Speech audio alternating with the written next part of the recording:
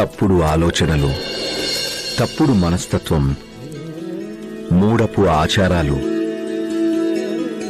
ఇవన్నీ మనిషి మనసుని కలుషితం చేసి తీరుతాయి. వాటి వల్ల ఎన్ని జీవులు బాధించబడతాయో తెలియదు. నాకు నమ్మకం ఉంది, ఈ గాలి ఎవరెవరిని వెళ్లి తాకుతుందో వారి వారి మనసుల్ని శుద్ధి చేస్తుందని.